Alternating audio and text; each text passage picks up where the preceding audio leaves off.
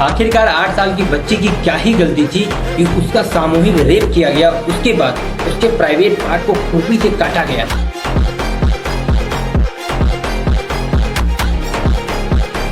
तो आओ फिर मिल करके शुरू से शुरू करते हैं देश दुनिया की डार्क सीक्रेट रियलिटी। आज की यह सच्ची घटना बिहार राज्य की है, जिसने बड़े से बड़े अधिकारी दिए, लेकिन साथ में यह भी सच्चाई है कि बिहार में अपराधियों और माफियाओं की कमी भी नहीं है। उन्हीं में से एक नाम शामिल है संजय यादव का, जिसने अपने साथियों के साथ मिल करके मासूम छात्रा के साथ ऐसे घिनौनी अपराध करे जिसे सुनने के बाद आपकी भी रूह कांप जाएगी। यह घटना बिहार के मुजफ्फरनगर के पारुल थाना क्षेत्र के लालू छपरा गांव की। उस गांव में पीड़िता का परिवार रहता है। इस परिवार में पीड़िता के माता पिता और इसके अलावा उसके 2 बड़ी बहनें और एक भाई भी है। पीड़िता का परिवार बहुत ही आर्थिक रूप से कमजोर है, इसलिए वह कच्चे घर में रहते हैं। और वहीं दूसरी ओर संजय यादव, जिसने अपने धन और प्रभाव के कारण पूरे गांव में अपनी धमक जमा रखी। उसके पास कई ट्रैक्टर और बहुत ही ज्यादा जमीन जायदाद है।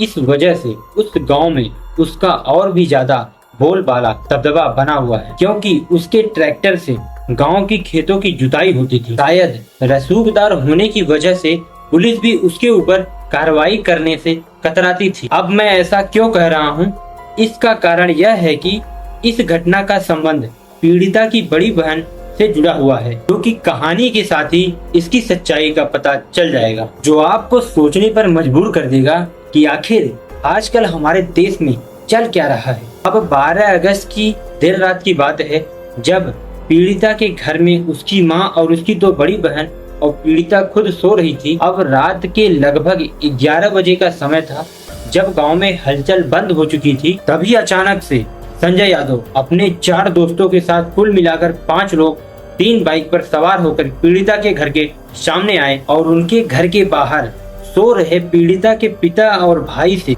उसने पूछा कि तुम्हारी सबसे छोटी बहन कहाँ है, उसे बाहर बुलाओ।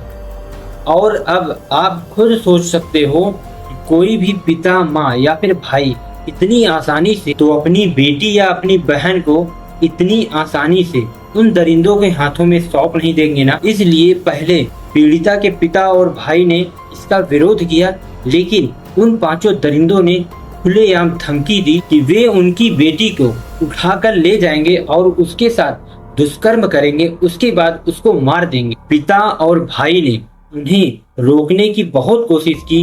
उन दरिंदों ने मिल करके उन्हें बहुत ही ज्यादा पीटा।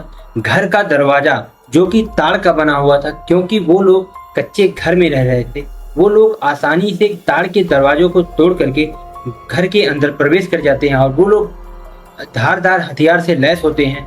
इसलिए घर वालों को कोई भी ऑप्शन नहीं सोचता है जिससे कि उन दरिंदों का मुकाबला कर सके।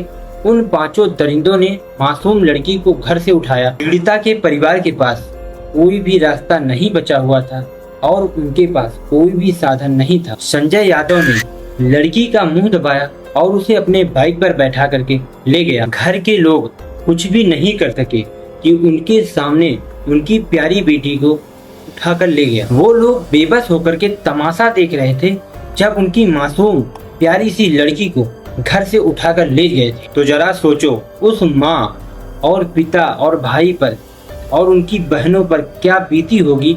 उस दर्द को आप फील नहीं कर सकते। उन्होंने बहुत शोर मचाया, जितना उनसे संभव हो सका उतना शोर मचाया, लेकिन तब तक बहुत ही ज्यादा देर हो चुकी थी। गांव वाले उन्हें ढूंढने के लिए बाहर निकले, लेकिन वो लोग बाइक पर थे, इस वजह से उनका अता पता नहीं चला। वो लोग पूरी प्लानिंग के साथ आए थे कि लड़की को उठा करके किस रास्ते से ले जाना है, और घर वालों ने तुरंत जाकर के पारुल थाना में मामला दर्ज करवाया, लेकिन उसका भी कोई फायदा नहीं हुआ तो फिर जिसका डर था वही हुआ। संजय यादव ने जो धमकी दी थी वह सच साबित हुआ। अब सवाल यह उठता है कि आखिर संजय यादव और उसके साथी इतनी हैवानियत के साथ इस घटना को अंजाम देने के लिए पीड़िता के घर तक कैसे पहुंचे और इसके पीछे की वजह क्या। अगर हम बात करें संजय यादव की, संजय यादव उस गांव का सबसे रसूखदार व्यक्ति था। उसे गुंडा मवाली कहना गलत नहीं होगा, क्योंकि वह अपराध की दुनिया में हिस्सा है। गांव के लोग उससे डरते हैं क्योंकि उसके पास वह ताकत थी कि वह किसी भी तरह का अपराध कर सकता था, जो कि उसकी नजरें 9वीं कक्षा में पढ़ने वाली मासूम लड़की पर थी। कहानी यहीं पर खत्म नहीं होती है, क्योंकि जो पीड़िता की बड़ी बहन होती है उसका भी संबंध होता है, जो कि विधवा हो चुकी थी। संजय यादव ने उसकी बड़ी बहन के पति को मार डाला था और यह बात पीड़िता की खुद बड़ी बहन ने बताया। ऐसा मिल के पहले हमारा पति के मार के, जिधर जो बहन के मार के बिगा हुआ उधर पति के भी हमारा मार के जहर खिया के वही सब चीज किया। तो सर पहले घटना हुआ ना, तो गांव समाज के लोग हम सोचे कि अटी पटी गांव समाज का सब मिलकर कैसे।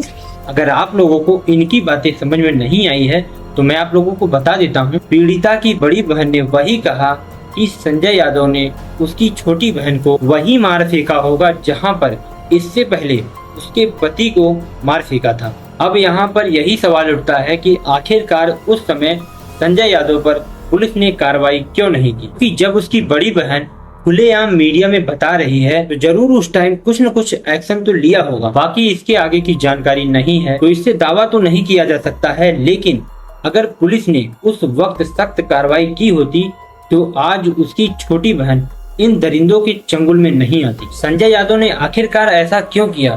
संजय यादव जो कि शादीशुदा है और 2 बच्चों का पिता है। हालांकि संजय यादव की पत्नी जो होती है वह कुछ महीने पहले गुजर जाती है। उसके गुजरने के बाद संजय यादव की जो निगाहें होती है वह मासूम इन लड़कियों के ऊपर होती है। वह धीरे धीरे उन मासूम लड़कियों को परेशान करने लगता है और जब वह मासूम लड़कियां अपने घर पर बताती हैं तो जब उनकी फैमिली उनका विरोध करता है, लेकिन संजय यादव जैसे रसूखदार व्यक्ति के सामने भला उस गरीब परिवार का क्या ही चल पाता। संजय यादव ने इसका विरोध करने के बजाय वो जो पीड़िता होती थी उनके घर वालों को लालच देना शुरू कर दिया। लालच देने की यह कोशिश की कि उसने कहा कि अगर आप अपनी बेटी का हमारे साथ ब्याह करवा देते हो तो मेरे पास जो 2 ट्रैक्टर है उसमें से 1 ट्रैक्टर आपकी बेटी के नाम कर दूंगा। मेरे पास जो 2 बोलेरो है उस पर आपकी बेटी को बैठा करके घुमाऊंगा। और यहाँ पर सोचने वाली बात यह है कि संजय यादव की उम्र उसकी जो पीड़िता होती है, मतलब जो उसकी 2 जवान बेटियां होती हैं, उसके जो पिता होते हैं उसके बराबर संजय यादव की उम्र होती है। सोचिए यह कैसे संभव हो सकता है कि उसकी शादी उस संजय यादव के साथ करवा सकते हैं, जबकि वह अभी जो लड़की होती है वह अभी क्लास 9th में ही पढ़ रही। तो इसलिए जो पीड़िता के माता पिता होते हैं उसे साफ इनकार कर देते हैं और उसका जो लालच होता है उसे ठुकरा देते हैं। और उन्होंने संजय यादव को चेतावनी दी कि तुम मेरी बेटी से दूर रहो और तुम्हें शर्म नहीं आती कि तुम उसके पिता की उम्र की हो और उसे शादी करने चले हो। जो कि संजय यादव ने इस बात को मानने से इनकार कर दिया और वह बदला लेने के लिए ठान लेता है। उनको कहाँ पता था कि उनका यह इनकार उनके बेटी के लिए कितना बड़ा भयानक साबित हो सकता है। 12 अगस्त की काली रात बीत चुकी थी, लेकिन उस रात ने परिवार की जिंदगी में जो अंधेरा छोड़ा है वह शायद कभी मिट सकेगा। और जब सुबह की किरण पूरे गांव में फैलती है तो पूरा गांव का माहौल बिल्कुल ही बदल चुका था। उस परिवार के दिल में जो दर्द, मुड़ी हुई दर्द होती है, उसे वह अपनी बेटी को पूरी रात ढूंढने की कोशिश करते हैं, लेकिन सफलता उनके हाथ नहीं लगती कि प्यारी बेटी कहीं भी नहीं मिली। लेकिन सुबह होते ही एक बार फिर से उम्मीदवार उन्हें ढूंढने के लिए बाहर निकल जाते हैं। अब जैसे ही सुबह होती है गांव में एक सनसनी फैल जाती है। गांव के खेत खलियान की तरफ जो पोखर है उसके किनारों पर एक पीड़िता की कपड़ा मिला और उसके जब आगे जाते हैं तो जमीन पर कुछ उसके अंग यानी मांस वगैरह मिले। यह सब देख करके वहाँ के जो लोग हैं वह सन्न हो जाते हैं, क्योंकि जब गांव वाले उस पीड़िता को देखते हैं तो उस पीड़िता के पास ना के बराबर कपड़े थे और उसके नजदीक में ही एक खुरपी पाई जाती है जिसमें खून लगा हुआ था। यह दृश्य गांव वाले देख करके उनके दिलों में दर्द और गुस्सा उमड़ने लगता है। इस लड़की के साथ जो बर्बरता की गई है वह इंसानियत को शर्मसार करने तक ले गई। दरिंदों ने उसके साथ सामूहिक बलात्कार किया, उसके बाद उसकी हत्या कर देते हैं और यह बर्बरता यहीं तक नहीं रुकती है। पुलिस वालों के अनुसार उसके शरीर पर गहरे चोट, उसके हाथ, गर्दन वगैरह हर चीजों की हड्डियों को तोड़ देते हैं। लेकिन वहाँ के जो स्थायी लोग होते हैं उनके आर्टिकल के अनुसार यह घटना बहुत ही भयानक होती है। वहीं कुछ लोगों ने बताया कि उसके चेहरे पर कुछ इस प्रकार से घाव थे और उसके जो प्राइवेट पार्ट होते हैं, एक ही बात मैं बोलने से भी शर्म आ रही है, छोड़ो। उसकी छाती पर भी बहुत ही गहरे और बहुत अजीब तरीके से निशान थे और उसके जो मुंह होते हैं उसको बांध लिया जाता है। इस घटना को एक शब्द में बयां कर पाना बहुत ही नामुमकिन, लेकिन जब मैं यह वीडियो बना रहा हूँ उससे पहले इस घटना का बहुत सारा खुलासा हो चुका होगा। लेकिन यह जो सोशल मीडिया होता है इस पर यह घटना बहुत ही ज़्यादा दब चुका है। कुछ ही लोगों ने इस वीडियो को जाहिर किया है, आपको मैं स्क्रीन पर दिखा दे रहा हूँ। और जो आज के टाइम पे यह सबसे ज़्यादा लोग इस पे लगे हुए हैं, जो कोलकाता में हुई डॉक्टर की ट्रेनी डॉक्टर के ऊपर हुई अत्याचार को मतलब 90 डिग्री देखने, मतलब बहुत ही ज़्यादा अत्याचार किए। इस वजह से सारे न्यूज रिपोर्टर मीडिया उस पर लगे हुए हैं। अब आप सोच सकते हो कि हर दूसरे से तीसरे दिन, क्योंकि वो 9 अगस्त को हुआ था, ये 12 अगस्त को होता है यह कांड। लेकिन आप समझ सकते हो यार किस तरीके से आखिर हमारे देश में क्या ही चल रहा है, कि आखिरकार ऐसा हो क्या रहा है कि हमारे देश में दरिंदे ही उत्पन्न हो रहे हैं। आखिर क्यों, ऐसा क्यों हो रहा? आप अपनी राय कमेंट बॉक्स में जरूर दीजिएगा। फिलहाल के लिए यह कहानी यहीं पर समाप्त होती है और मैं आप सभी को यह घटना सिर्फ आपको एक बताने के लिए आया हूँ। किसी का दिल दुखाने के लिए यह घटना मैं नहीं लाया हूँ, सिर्फ आपके सामने रूबरू कराने के लिए इस घटना को प्रकट किया। फिलहाल के लिए चलता हूँ। जय हिंद, वंदे मातरम।